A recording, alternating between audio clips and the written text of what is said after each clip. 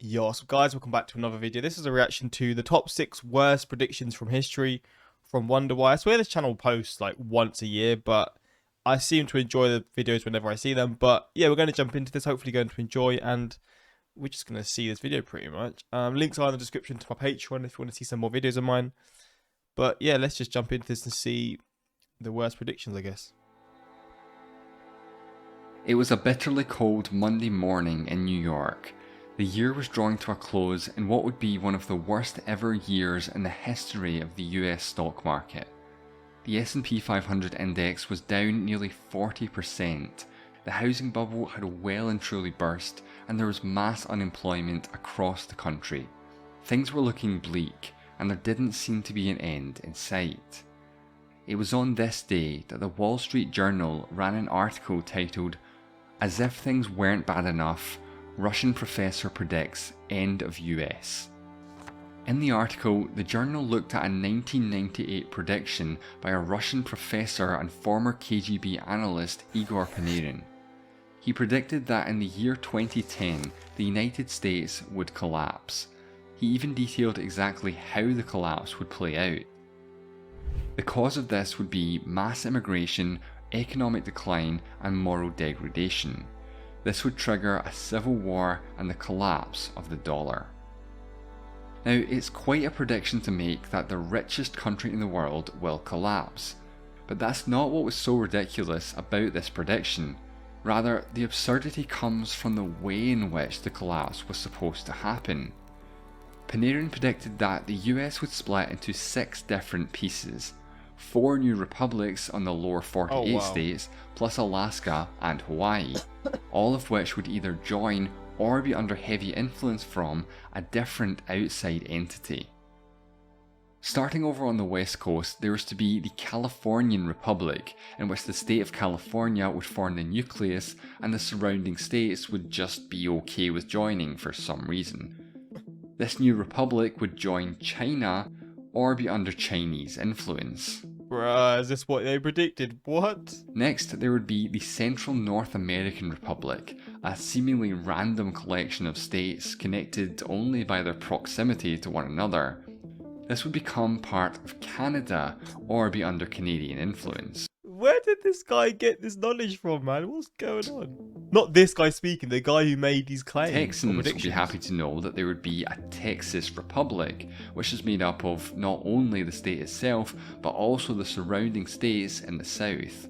This isn't quite the independence Texas nationalists dreamt of though, as it would join Mexico or be under Mexican influence. It would not go down well in Texas. Finally, that's for for the sure. lower 48, a collection of eastern states would be organised into what would be called Atlantic America and may join the European Union. Because why not at this point? What? This just leaves Alaska and Hawaii. Given that this prediction was made by a Russian and Alaska used to be part of Russia, it's probably obvious what he thought the fate of this state would be. Oh yeah. Hawaii would be a protectorate of China or Japan. Looking at this fantasy map, it's almost hard to decide which part of this scenario is the most insane. The implication that either Mexico or Canada would have enough power or influence to just take control of a bunch of US states. That China could control California. I don't know what this guy was on, but he must have been smoking some good stuff, man, because China being in control of the west coast of the US. God, like my geography. I'm not good at directions. Mexico being in control of this area. And then this part going to the EU, like this just doesn't even like make sense looking at it now. Obviously, with hindsight, obviously it's even funnier. But how you could even make these predictions? Like, what's going on, man? California and all surrounding states from across the Pacific. But I think if I had to pick, it would probably be the eastern states forming an Atlantic alliance and considering joining the EU. What?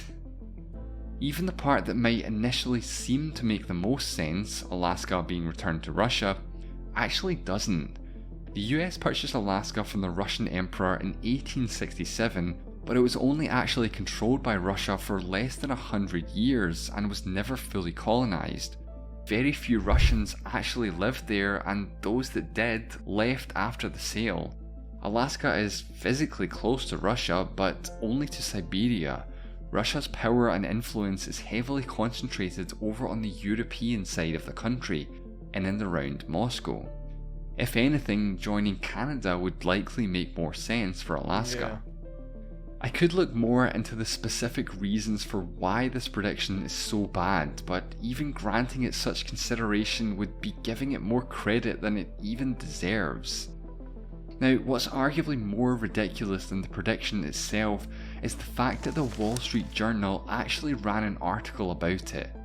A well-respected American newspaper actually gave this prediction the time of day, writing an entire full-page article about it. So is this this prediction, is it well known in the US then? Because I've never heard of this before, but I don't know, maybe in the US it was a lot more heard about and maybe laughed at, but... It does offer a bit of an insight into how bad things were during the height of the financial crisis panic. Or perhaps it was just fear-mongering to get more clicks and sell more papers. That's not to say the journal actually implied the scenario was likely, although there was no comment on how unlikely it was either. It was this prediction that inspired this whole video. Although, as bad as it is, it's far from the only terrible prediction that's been made throughout history. For the next one we'll look at, let's go more than 500 years back in time to the voyages of Christopher Columbus. Okay. The main thing to look at here is not that Columbus wanted to sail west to India, nor that the Spanish crown initially rejected the voyage. Rather, it's one of the reasons why they rejected his request. With the fall of Constantinople in 1453, the Ottoman Turks cut off the European trade route to Asia along the highly profitable Silk Road that had been used for more than a millennium. Enter Christopher Columbus, who had a bright idea. Why not sail west to India? This was a bad idea, and it was known at the time. Contrary to what became a popular urban legend, Columbus did not face resistance to his idea because everyone at the time thought the world was flat. All intellectuals knew the true shape of the world from as early as 2000 BC. He faced resistance because he had significantly underestimated the size of the Earth. Its real size was already well established and to a surprising degree of accuracy. Columbus went to Portugal with the idea to try and get funding for the voyage, but the Portuguese were content with taking the really long route around the southern tip of Africa. So he took the idea to the Spanish crown instead, to see if he'd have any better luck there. Spain also, rightly, rejected Columbus at first, yet of all the legitimate reasons for the rejection, there was one that stood out which couldn't have been more wrong if it tried. So many centuries after the creation, it is unlikely that anyone could find hitherto unknown lands of any value. What makes this quote so ridiculous is that it actually does acknowledge the possibility that new land could be discovered on a voyage, but completely dismisses the idea of it being of any value. Spain eventually did grant him funding, ships and a crew, mostly because they didn't want him to go to their rival, France, and also it was figured that the risk was minimal but the potential reward was enormous. Columbus was promised 10% of all revenues from any newly discovered land for the rest of his life. God damn. After the discovery of the New I World, wonder why he was so hungry to get more and more land then. If that's the amount that he's getting, then I can understand it a bit more. this 10% would have been an unimaginable amount of money for one man. Unfortunately for Columbus, when he demanded payment, the crown refused, and he died just 2 years later. Oh wow. The legacy of his voyages started what became known as the Age of Discovery, and competition over the Americas between Spain, France and Britain was one of the main reasons for conflict between the major European powers. This was due to the incredible wealth that was generated from the newly discovered land. Now, one section of history that is ripe for a whole host of truly horrible predictions relates to the time surrounding the World Wars. This next one comes from a famous turn-of-the-century English author H.G. Wells. Although he was mostly known for his fiction writing, at the outbreak of the First World War he began writing non-fiction pieces about the conflict. One of his books, composed of various newspaper articles written at the beginning of the war, stands out in particular. The book was titled The War That Will End War. Now, when you actually read the book and the context beyond the title, it's clear that this wasn't exactly a prediction per se. It was more of an idealistic view rather than what he genuinely thought would happen. His motivation for writing seemed to be to inspire young soldiers being shipped off to fight in a brutal war, a war in which many would never return. Still, it's hard to overlook such a bold title for a book when the whole world was at war. And while this book does contain some actually pretty spot on predictions, especially to do with the future of certain countries and territories, there are definitely some passages that really stand out with the benefit of hindsight.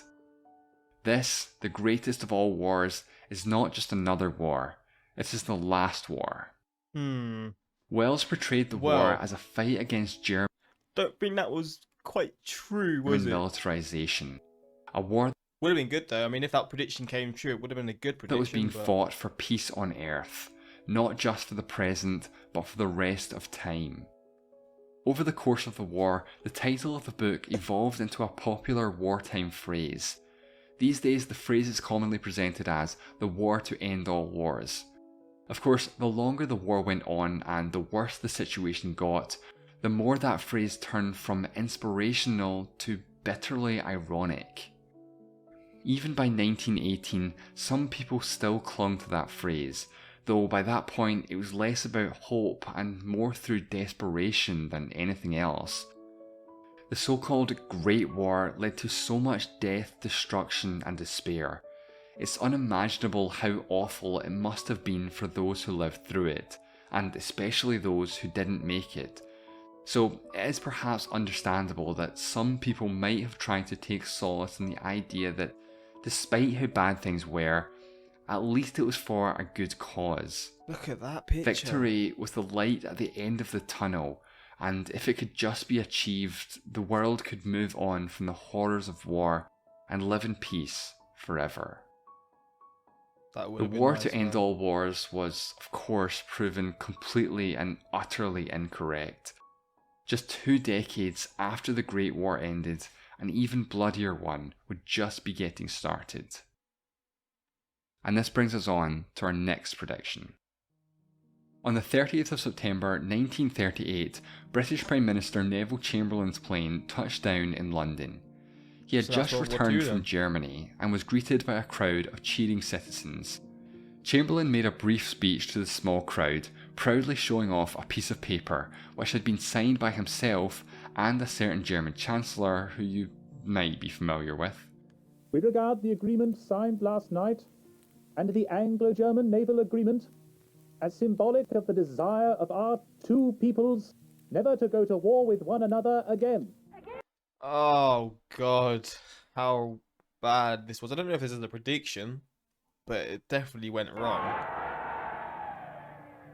The agreement in question was called the Munich Agreement and is widely viewed by historians as an act of appeasement to the Nazi Party and Hitler. In fact, the Munich Agreement is probably the quintessential example of appeasement. What a wild Chamberlain picture. and Hitler shaking hands is literally the photo used in the Wikipedia article. For context about the agreement, Nazi Germany had already annexed Austria without consequence or much reaction at all from the international community. Hitler next set his eyes on Czechoslovakia. There were some bordering parts of the country which had a lot of ethnic Germans. This was called the Sudetenland, and Hitler wanted it. In a speech in Berlin, Hitler proclaimed that the Sudetenland was the last territorial demand I have to make in Europe. Seems legit. Czechoslovakia wasn't even invited to the meeting which would decide the country's fate. It was What? Britain and France negotiating with Germany and Italy. I guess at this point they were so scared that a war was going to break out. They were sort of wanting to appease or whatever Germany at this point, trying to just sort of make them feel good. They can get what they're asking for, but then Germany would have seen it like, oh well, this is working. We can slowly get a bit more and a bit more. But yeah, you can see this whole thing, it was leading up. They were so afraid of having another war break out, and sadly that is what happened. Once the decision had been made that Germany would annex the Sudetenland, Czechoslovakia was heavily pressured to accept the terms. The foreign minister of the country, Jan Masaryk, had this to say about the agreement. "If you have sacrificed my nation to preserve the peace of the world, I will be the first to applaud you. But if not, gentlemen, God help your souls." God damn. Neville Chamberlain, somewhat naively referring to the Munich Agreement as peace for our time, would become a horrible irony just 1 year later, as the world was plunged into the bloodiest war in all of human history. That agreement that Chamberlain had so proudly showed off to the cheering crowd turned out to not be worth the paper it was written on. Moving on, and unsurprisingly, one area where we can find some really bad predictions is technology. Whether it's predicting what's possible or impossible for the future, or how much of an impact a recent innovation might have, there are countless examples of well-respected, intelligent people who had to eat their words. Sometimes literally. My favourite example comes from a 1903 newspaper article in the New York Times. The title of the article was "Flying Machines Which Do Not Fly." The article talked about the recent fiasco, as they called it, by a man named Samuel Langley and his attempt to build a flying machine. The Times article seemed to almost take pleasure in the unsuccessful test flight which spectacularly plunged into the Potomac River. It went on to talk about how and why the Langley flying machine had been unsuccessful. Though rather than seeing the potential in his design, the article compared Langley to Icarus, who flew too close to the sun. The article then takes a strange turn by making a somewhat odd comparison between human innovation and evolution. By using birds as an example, the author bizarrely conflates the two and implies that innovation would take significantly longer than nature took for birds to be able to fly. Hence, if it requires, say, 1,000 years to fit for easy flight a bird which started with rudimentary wings, or 10,000 for one which started with no wings at all and had to sprout them ab initio, it might be assumed that the flying machine which will really fly might be evolved by the combined and continuous efforts of mathematicians and mechanicians in from 1 million to... See, that's crazy how they looked at flying at this point, because obviously now we have it and it's just like, it's just a thing, like you don't really look at it, it's just like a thing that humans can do with planes and helicopters and all this kind of stuff. Back in these days, it was so like such a hard thing to comprehend. This is how they looked at it. And I guess that's how we sort of look at things now. I don't know what sort of things you could compare it to, how like the current world look at things, but I mean technological things or just technology in general, what is there that I can think of? I guess like things like teleportation or time travel. To me, it sounds like it's just not going to be possible. But I guess some people would see it as a 1 to 10 million years kind of thing. But maybe not that deep. But that's maybe how they looked at flying at this point to how we would look at something like that. I guess it kind of is, to be honest. Because you sort of look at it, flying at that point in time when it wasn't possible, I would have probably looked at it as the same. Imagine we couldn't fly now and the idea of flying would have just sounded insane to me. So I can kind of see it sort of compared to that. So, I mean, it's just wild that that's how they viewed it at that point, but also understandable. 10 million years. 2 months later. Okay, fair enough.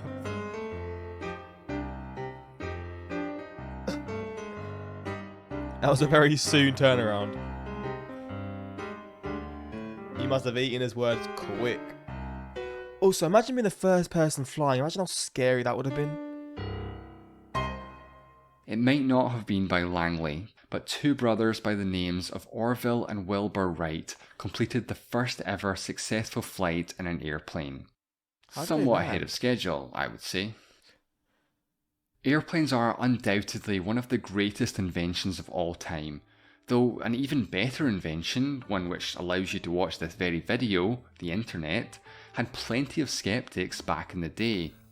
It's just a tool though, isn't it? No, it's not. No, it's an alien life form. Many didn't quite grasp think its it is. full potential, while others dismissed it as something of a fad.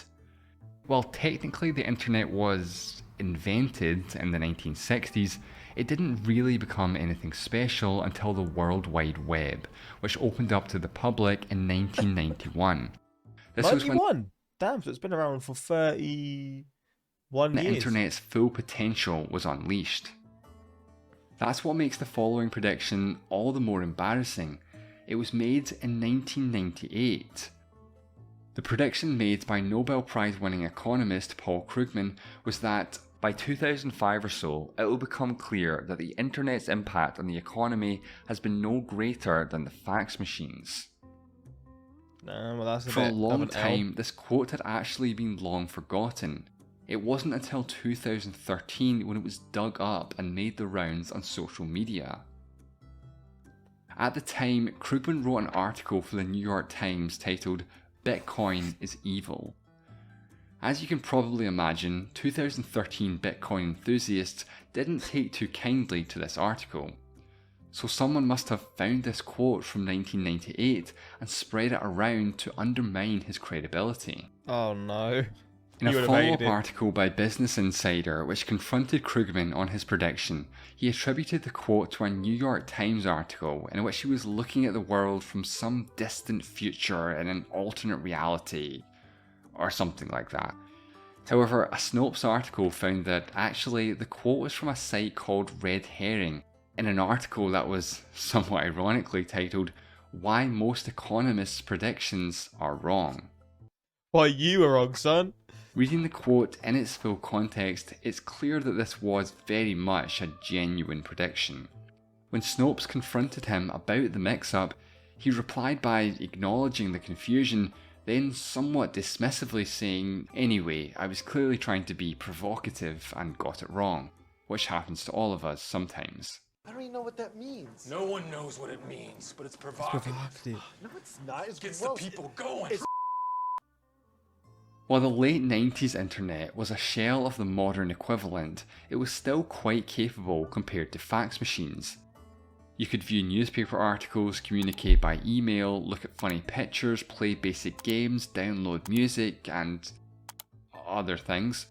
Sure, the internet was painfully slow, dial-up was still the norm, and you had to make sure no one else needed to use the phone line, but still, fax machines were always going to be limited by what could be put on a piece of paper.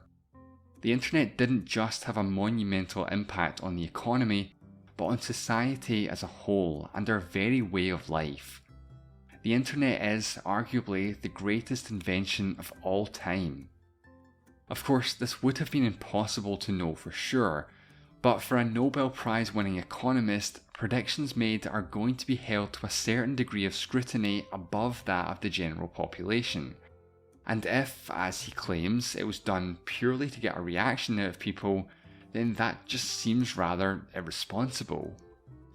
Yeah, he's just using that as an excuse, to be honest. I mean, that's obvious. Without a crystal ball, the future will always remain a mystery until it becomes the present. Getting a prediction spot on can make you look like a genius, but getting it horribly wrong, well, that's how you end up in a video like this one. If you want to avoid making terrible predictions of your own, it helps to stay informed. Getting his money, morning brew. This is a fun little reaction. I enjoyed it. It's cool to see these things from the past and predictions. Obviously, some of these were not so cool and were a bit darker, but yeah, interesting reaction. Hopefully enjoyed, and until next time, like, subscribe. Peace.